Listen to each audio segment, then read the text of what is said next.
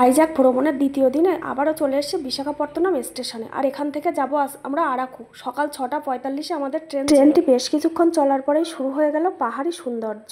তার সঙ্গে ছিল ঝর্ণা। একের পর এক টানেল পেরিয়ে আমরা চলেছি আরাকু। মোট আমাদের টিকিট ছিল 13টা, তার মধ্যে কিছুটা সিট হয়েছে স্লিপারে আর কিছুটা হয়েছে ভিস্তা ডোমে। পাহাড় টানেল পেরিয়ে আমরা পৌঁছে গেছি বোরা গুহায়। আর ফেরার ট্রেন কিন্তু আমাদের আরাকু থেকে। আমরা এখন আরাকুতে যাবো না, আমরা স্টেশন থেকে গাড়ি রিজার্ভ করে নিয়েছি। আর স্টেশন থেকে বোরা গুহা কিন্তু একদমই অল্প একটু রাস্তা। এখানে এসে ভিতরে ঢোকার আগে প্রথম কাজটা হলো টিকিট কাটা, সেটাই সেরে নিলাম। এবার আমরা নিচে যাবো আস্তে আস্তে। আর সত্যি বলতে এই জায়গাটা না দেখার মতন, এত ভালো লাগছিল। আর এই যে সবাই রেলিং ধরে ধরে যাচ্ছিলাম, কারণ উপর থেকে একভাবে জল পড়ছিল, আর জল পড়ে সিঁড়িগুলো স্যাঁতসেঁতে হয়ে আছে। এখানে এসে বেশি হুড়োহুড়ি না করে একটু সাবধানে চলাফেরা করাই ভালো। ভেবেছিলাম গুহার একদম শেষ মাথা পর্যন্ত যাব, কিন্তু আমরা চাইলে তো হবে না, ভগবান না চাইলে। একদম নিচটাই নেমে আবার একটু উপরে উঠতে হয়। উপরে ওঠার সময় কারেন্টটা অফ হয়ে গেল, তাই আর শেষ মাথায়